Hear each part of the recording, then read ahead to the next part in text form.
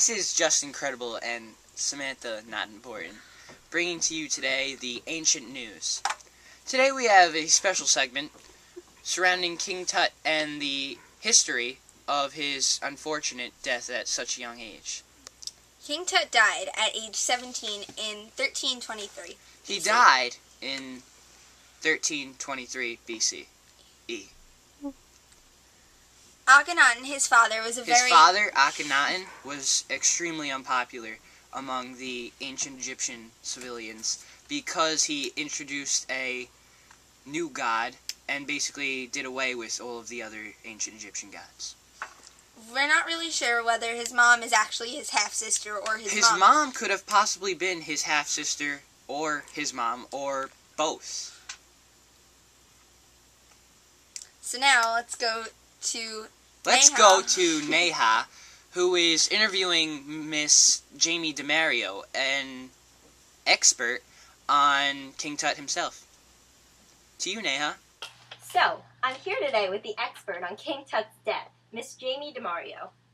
So, Jamie, how long have you been studying King Tut's death? I've been studying his death for a long time, almost like 30 years, actually. Interesting. And can I just mention really quick that we actually have King Tut's mummy with us here today. Pretty interesting, right? But, I mean, he's dead, so it's not like he's going to do anything. He's not going to move. Alright, but still pretty interesting. Okay, so I've heard that there are a lot of theories surrounding how he died. Can you share some of those with us? Well, of course we'll never know, like, the real cause of death because, you know, it was thousands of years ago. But we have lots of theories, and I'm here to share 3 of them with you today. Like, there's one theory that he's been murdered because he's a pharaoh, everyone's after his throne, and, you know, and his father was very influential in Egyptian society, not in a good way. And there's also a theory that he died from gangrene as a result of a broken bone, which he got from, apparently, falling off his horse. And there's another theory that he died of malaria, and at the time of death, like, he died, he was not in good health, so this definitely weakened his immune system enough that he could have died from malaria. Very interesting. And he had a broken chest cavity, I understand?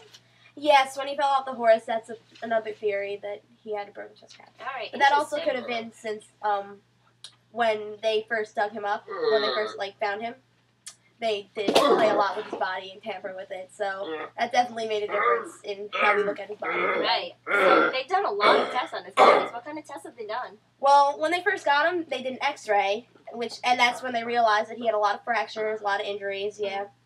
And then they also did a DNA test because he had a lot of diseases, and they wanted to see if any of them were hereditary or anything like that. And they also did DNA tests to see if, and they found fetuses in his tomb, and they wanted to see if they were his, and they were. And they also did a CAT scan.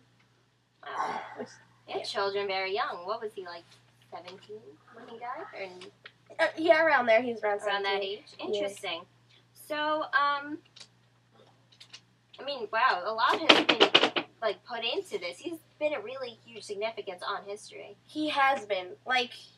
He was not the most famous Egyptian pharaoh. He is because he was the only one who hasn't been robbed. There's been mummies found, but he's the only one where all of his artifacts are there and they're valid. So that's really the big thing about why he's famous. Yeah. And that's another reason why, because he was so rich, that could be another reason why he was murdered. Because they did find a hole in his head, but they don't think it's because of murder. It's because maybe during the mummification process when they were doing the embalming and stuff. Oh, so they put the fluids through the head, right? Yeah, I heard about that. Okay, so that looks like all the time we have. So thank you, Jamie and King. Where'd he go?